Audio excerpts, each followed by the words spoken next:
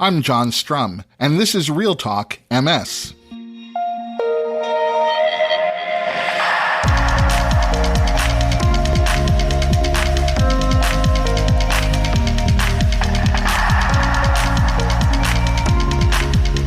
It's May 23rd, and we have a lot to talk about. Believe it or not, and I'm probably the person who finds this most hard to believe, but this is episode number 299 of Real Talk MS.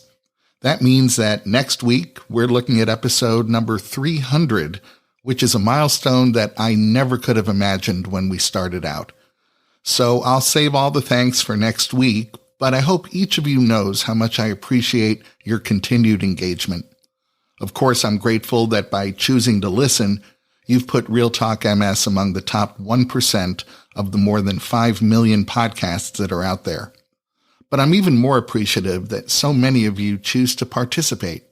I love getting your emails and DMs, and I still do my best to reply to all of them. I'll admit that there are weeks when I get a lot of emails, so if you haven't heard back from me, please be patient. And just for the record, I'm not a doctor. I don't even play one on a podcast. So if you're emailing or messaging me requesting a medical opinion, you have the wrong guy. Please be sure to direct those kinds of questions to your neurologist or MS specialist. They're the experts. I also want to remind you that this is the final week for you to participate in the Real Talk MS listener survey.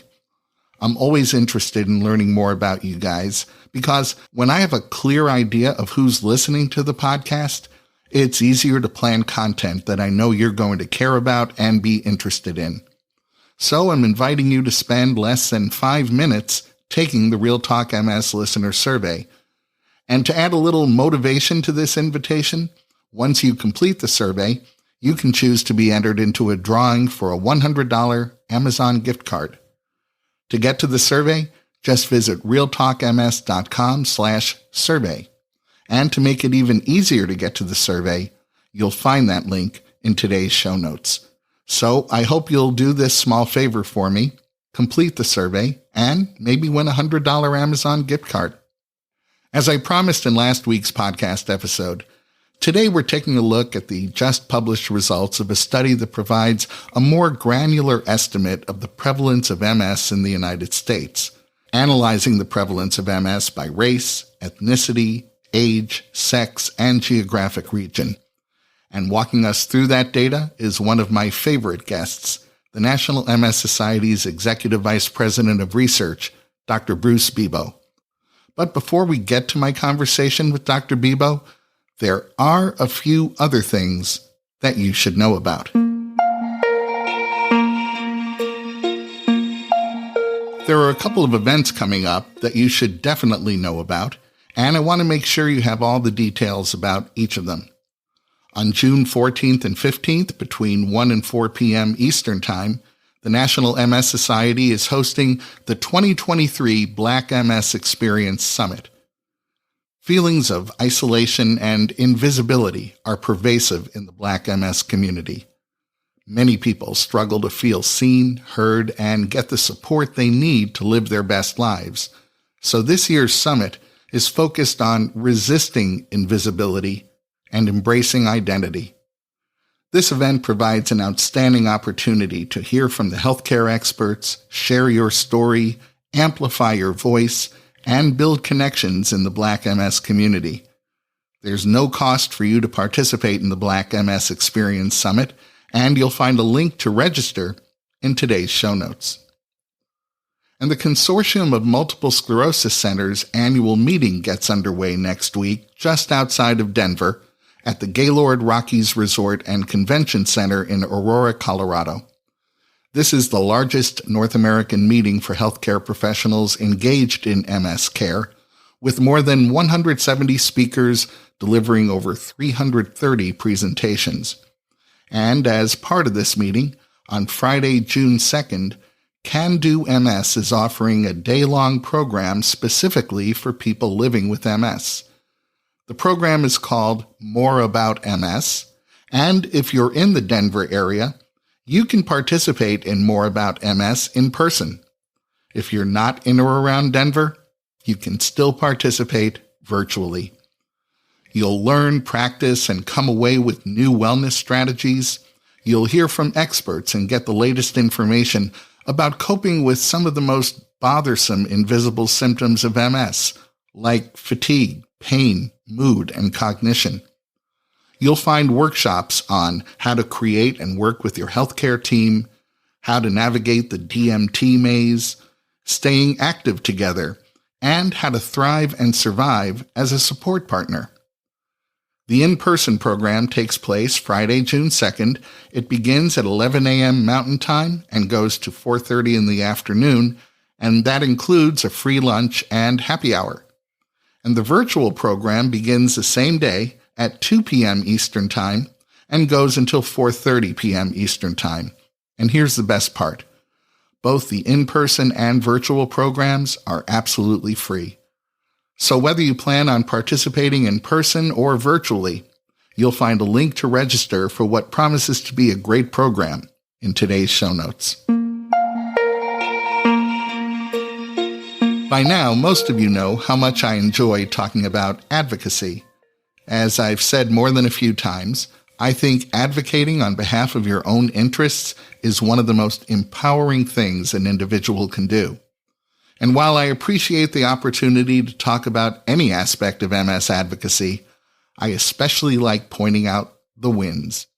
Because the wins are a reminder that, besides being a self-empowering activity, advocacy moves the needle.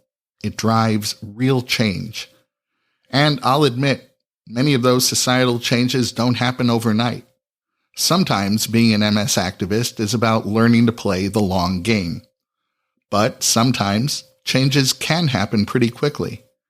So today, I want to share an advocacy win. In September 2022, the National MS Society submitted comments to the Centers for Medicare Services, urging them to consider evidence in support of the medical necessity of seat elevation devices for power wheelchairs in helping individuals living with MS to continue to maintain their independence and their dignity.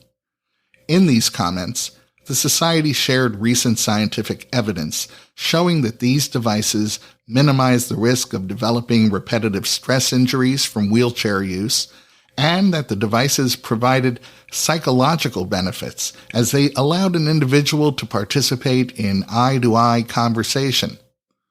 Then, just a couple of months ago, the Society submitted additional comments thanking the Centers for Medicare Services for their preliminary decision to cover seat elevation in Group 3 power wheelchairs, while urging the Centers for Medicare Services to consider extending these benefits to Group 2 power wheelchair users. And for the first time, the Center for Medicare Services determined that seat elevation in power wheelchairs is considered primarily medical in nature. That's very important language because that means these devices are covered durable medical equipment under both traditional Medicare and Medicare Advantage. Seat elevation will be covered in Groups 2, 3, and 5 complex rehabilitative technology or CRT power wheelchairs when a patient needs seat elevation to transfer from one surface to another with or without caregiver assistance, or to utilize assistive devices and lift equipment, or to improve one's reach, or to perform other mobility-related tasks. Seat elevation will also be covered in non-CRT power wheelchairs once it's determined by a Medicare contractor to be reasonable and necessary.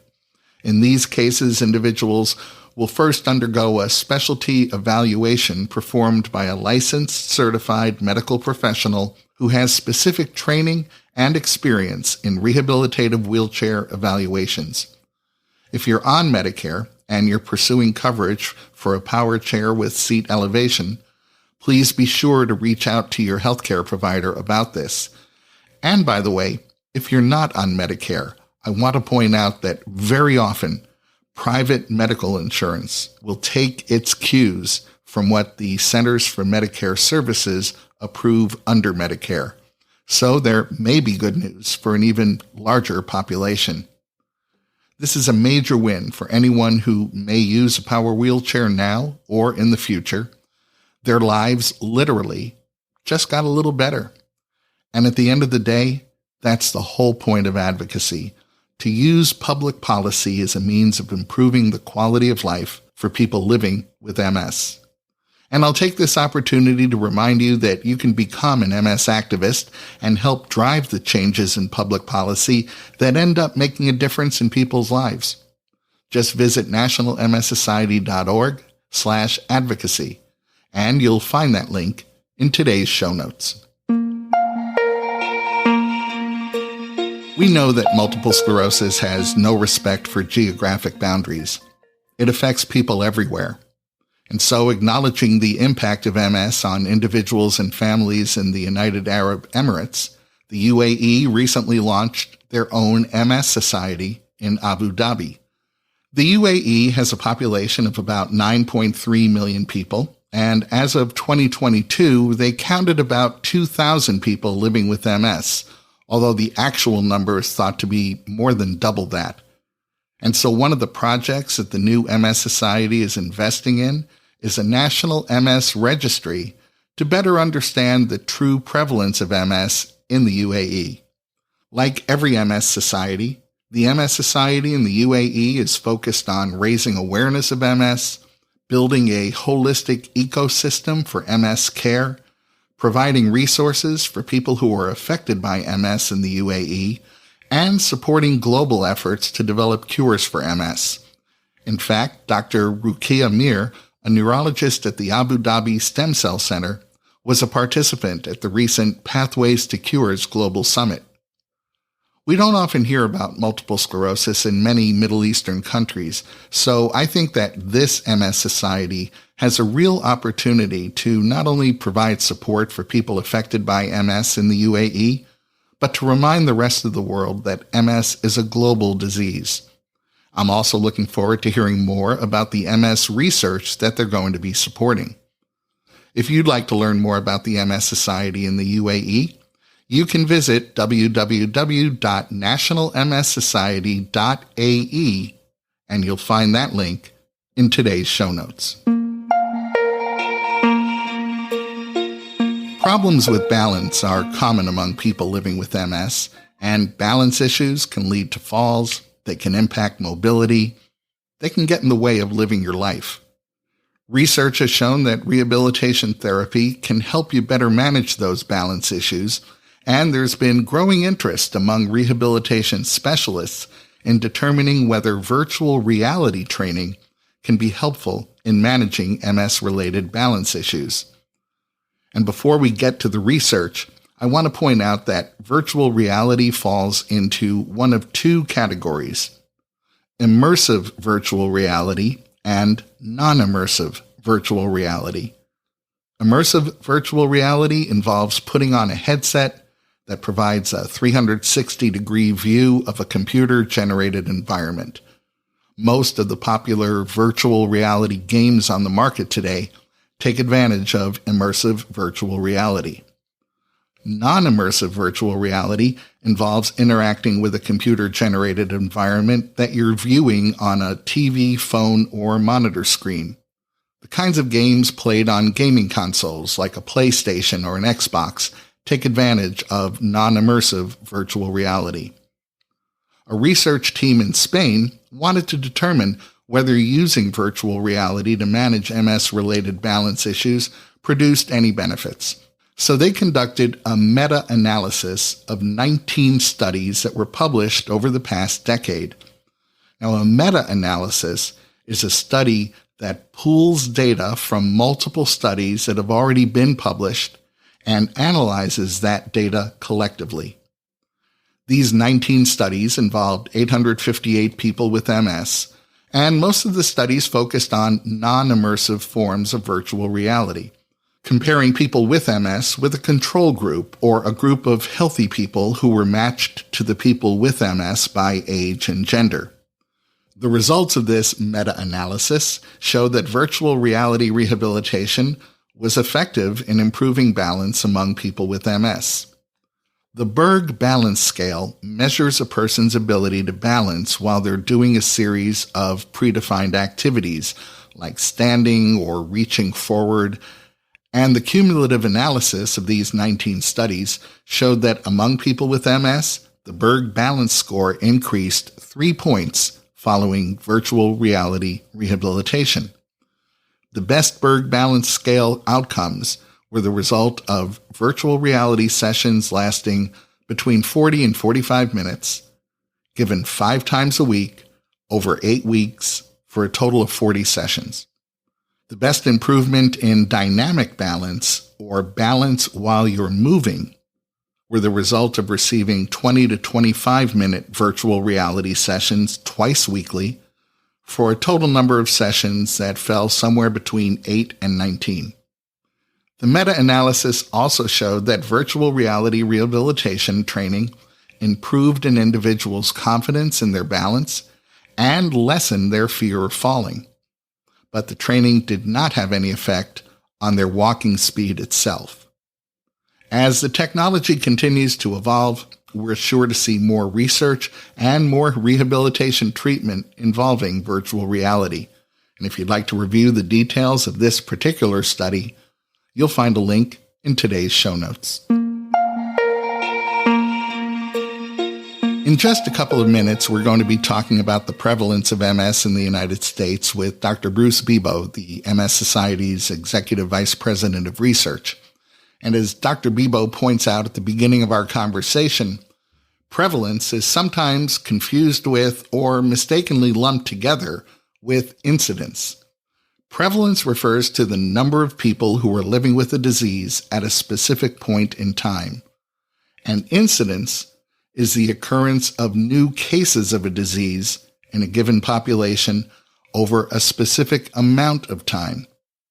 And a recently published population-based study shows that the incidence of multiple sclerosis in the United Kingdom has remained relatively constant for almost 20 years. In this study, the research team analyzed anonymous electronic health records from 22 million people in the UK. The team was focused on identifying the 19 most common autoimmune diseases in the UK, and MS was one of them. They discovered that between the years 2000 and 2019, 15,634 people out of this sample of 22 million were diagnosed with MS. Most people were diagnosed between the ages of 36 and 56, with women being 2.3 times more likely to be diagnosed with MS compared to men. And the researchers also observed that the rate of diagnosis of new cases, that is, the incidence of MS, didn't change very much from year to year. Those are the facts as you'll see them reflected in the study itself. Now I'd like to add a couple of observations.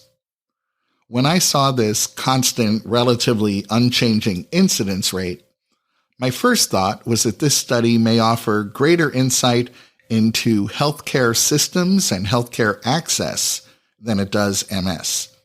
And I say that because here's what we know in the United States. We know that with greater access to MRI scanners, MS has become easier to diagnose. And we know that today, more people are being diagnosed with MS at a younger age than ever before. In the U.S., the average age of onset is closer to 34, and the average window for diagnosing MS is usually stated as between 20 and 40 years old. Now, that doesn't mean that children aren't diagnosed with MS. Unfortunately, we know that they are. And it also doesn't mean that people who age well beyond 40 don't get diagnosed with MS. We also know that to be true. But when we're talking about median averages, a range of 36 to 56 seems high, at least for the United States. And the idea that today more people aren't getting an accurate MS diagnosis than they were 20 years ago, well, that's equally surprising. So does this apparent discrepancy between what we experience in the US and what's been measured in the UK mean that MS impacts people in one country differently than the other? I don't think so. Instead, I think that people in the US and the UK access their healthcare systems differently, and those healthcare systems, well, they behave differently. I'm guessing that could lead to receiving a later diagnosis in the UK than you might in the United States. To be honest, when it comes to discussing research, I'm rarely comfortable sharing personal observations. It's just that in sharing the results of this particular study, I thought it was important to put those results into some sort of context that might explain what we know to be different in the US. If you'd like to review the details of this study, you'll find a link in today's show notes. While we're talking about the incidence of MS in the UK, it seems like an ideal time to slightly switch gears and talk about the prevalence of MS in the United States. And joining me to walk us through some of the details of a study funded by the National MS Society that focused on analyzing the prevalence of MS by race, ethnicity, age, sex, and geographic region is the Society's Executive Vice President of Research, Dr. Bruce Bebo. In last week's episode of the podcast, we talked briefly about the newly published results of a study funded by the National MS Society that estimated the prevalence of multiple sclerosis in the United States. This study looked at the prevalence of MS by race, ethnicity, age, sex, and geographic region. And I promised you that in this week's podcast episode, we take a deeper dive into what the research team learned. And who better to take us on that deep dive than the MS Society's Executive Vice President of Research, Dr. Bruce Bebo. Welcome back to the podcast, Bruce. Thanks, John. Good to be with you. I always like to start conversations about research by getting our definitions out of the way. So what do we mean when we talk about prevalence? Right. So there are two concepts here that are in this paper, and that's prevalence and incidence. So prevalence is really the number of cases of any specific disease, in this case, MS, in a population at a particular point in time or over a specific period of time. So this is the proportion of people that are living with that condition in a particular period of time. The other concept to be aware of is incidence. This is the rate of new cases. So when you hear something, John, like there's a new case of cancer diagnosed every 2 hours or something like that, that's the incidence. That's the rate of new diagnosis of any particular condition. A few years ago, in 2019, the results of a society-funded study were published, and that study estimated the prevalence of MS in the United States to be nearly 1 million people, which turned out to be more than twice as many people as had previously been thought to be living with MS. So how did this study come about, and what's different about it compared to the 2019 study? Yeah, so that initial study in 2019 didn't have the capacity to and resourcing to develop an estimate of the prevalence of MS in different geographies within the United States or within different racial and ethnic populations within the United States. So we felt like those were two very important questions to answer, and we deployed resources to a stellar team of epidemiologists, some of whom worked on the previous prevalence estimate, to estimate the prevalence of MS in different geographies within the United States, as well as in different racial and ethnic groups. So I'd like to circle back to the geography issue in just a moment, but I'm curious, what did we learn about the prevalence of MS within specific racial or ethnic groups? Sure. So let me tell you a little bit about the methodology without geeking out too much. So the team evaluated 3 years worth of health insurance claims data from 96 million adults that are either covered through Medicare or Medicaid, covered through their military, or covered through private insurance plans. They used the same methodology to identify cases of MS in these databases that were used in the 2019, the paper that was published in 2019 that you mentioned earlier. And to the extent possible, and that's an important qualifier here, to the extent possible, they estimated the prevalence of MS among different races and ethnicities living in specific regions in the United States. And why at that point possible, John, is that race and ethnicity information is not captured consistently or accurately, honestly, in these different databases, it takes a fair amount of imputation, of extrapolation, of looking very carefully at that data to be able to extract this information because it's not collected routinely and in the same way amongst those different databases. So that was the tricky part of this. But the prevalence rates were reported, and the epidemiologists like to report this as a rate. And this is the number of people per 100,000 people living in the United States. So white people, and in this case, the definition does not include Latinx or Hispanic. The study showed that were about 375 people per 100,000. That's about 4 out of 1,000 people in the white community. And the Black community, again, excluding Hispanic and Latinx, there were just about 300 cases per 100,000. So that's about 3 per 1,000.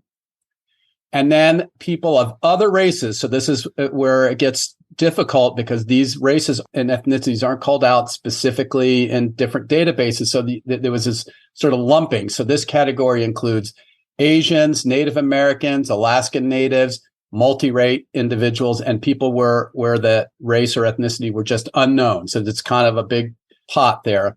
That was about 200 people per 100,000. So that's about 2 out of 1,000. And then in the Hispanic Latinx people, they found 161 approximately out of 100,000. So that's about 1.5 persons per 1,000 in that race ethnic group that have MS. I noticed that gender or sexual orientation weren't included in this study. Was there a specific reason for that? So sex is included in the study. And so the study authors did report the sex difference between males and females in getting MS and reported that to be about 2.9 women to 1 man gets MS. So that 1 to 3 ratio is about what's been reported in a lot of literature that preceded this. So it's more or less consistent with that. But the concept of gender and gender identity, again, that's not information that's captured in a consistent way in different databases, and it makes it very, very hard to get at that. So what did we learn about what I'll call the geography of MS in America? Were there any geographic patterns that stood out? Yeah, so we've known for some time that there's this geographic distribution around the world of MS, with MS being more common in northern latitudes than in southern latitudes. And that's was documented again by the authors of this study, where they looked at bands of latitude across the United States, and they saw higher prevalence of MS in northern latitudes compared to southern latitudes. I can anticipate your next question, which would be, why do we see that gradient? And I don't think we really know the answer to that. There's been, of course, speculation that it might have to do with sunlight exposure and vitamin D. And we've talked about that on this program before, the low vitamin D being a risk factor for MS. It points out, of course, that there are environmental influences and risk factors associated with MS. And it may point out to there being a gradient of these risk factors from southern latitudes to northern latitudes. So a very important question that remains mostly unanswered. So within these geographic bands, were there any particular states that stood out in terms of MS prevalence? Again, there's a higher prevalence of MS in the farther north that you get within the United States. So states like the New England area has a high prevalence of MS, in Vermont and New Hampshire and Maine. The northern central part of the United States, North Dakota, for example, and Montana have very high prevalence of MS, as do Washington and Oregon. So those northern states and those northern latitudes have a higher prevalence of MS. There's plenty of MS, unfortunately, that exists in other states as well, but it's a clue to us what some of the environmental factors and triggers might be that are triggering MS. Does the study tell us whether MS is becoming more prevalent in the United States? That would relate more to incidence, right? So is the incidence changing? Think of this like the illustration that epidemiologists like to use is like a bathtub. So you're filling the bathtub and you're also draining the bathtub at the same time. So the incidence is that flow of water going into the bathtub, and the prevalence is the water level in the bathtub. So prevalence may go up, but that's because people are living longer, they are on disease modifying therapies, and they're having better outcomes. Doesn't necessarily mean the incidence or the amount of water flowing into the bathtub is getting any greater. So there doesn't really seem overall to seem to be a change in the incidence, except I will share there was a paper that was published a few years ago by a group looking at data from the Kaiser system in Southern California that showed the incidence of MS was going up in the Black community. Now, I don't think this means that people from that community are getting MS more. I think it's that we're being able to diagnose MS more in that community. And it goes to why this paper is so important. For so many years, I've been studying MS for decades, and I followed the literature, which at the time suggested that MS was primarily a Northern European Caucasian disease. And this is what we said for decades. And that is simply not the case. And part of that really had to do with biases and where those studies that developed those prevalence estimates were performed. And so I think MS has been underdiagnosed, particularly in the African American community. And I think one of the most important things this paper does is it creates awareness that anybody can get MS, that it's not a disease that's primarily of Northern European ancestry, and that the change in incidence, my suspicion is, in the African American community is related to more awareness that anyone can get MS. And I'll share that I think we have to look at the data that this paper reports in the Hispanic community and in that other category, which included Asian populations, with a bit of a grain of salt, because we may be having the same sort of attribution bias, this bias around diagnosing MS because of this concept that the medical and healthcare community has had for so many years.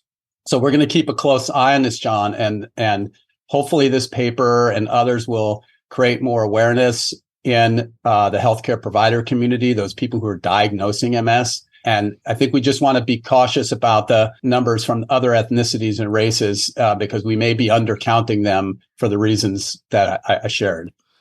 You know, I was just about to ask you, how does the evidence that we can take from this study get leveraged? And certainly you've answered it in terms of healthcare and beyond healthcare. I think there's also a public policy piece to this as well. This certainly speaks to an equitable allocation of resources that are needed to support people with MS. Couldn't agree more. I mean, I think that the headline for me here, John, is that anyone can develop MS. And this information is critical to the healthcare providers so that there's this awareness that MS isn't just a Northern European Caucasian disease, that anyone, regardless of your age or your ethnicity or your sex assigned at birth, that MS can strike anybody. And I think that's the biggest positive benefit from this paper, John, is that it elevates the awareness amongst policymakers, as you shared, amongst healthcare providers, and amongst anyone that can help change the lives of the over 1 million people in the United States living with MS. I'm pretty excited about the impact that this work's going to have. Dr. Bruce Bebo, as always, thank you for helping us better understand how research like this ultimately makes a difference in the lives of people who are affected by MS. And thanks so much for talking with me today. Thanks, John, and thanks for what you do as well. That's going to wrap up this episode of Real Talk MS. Real Talk MS is powered by the National MS Society. And you can share this episode of the podcast by letting your friends or family members know that all they have to do is point their web browser at realtalkms.com/299. You'll find that link in today's show notes, so you can easily copy and paste it right into an email or a text.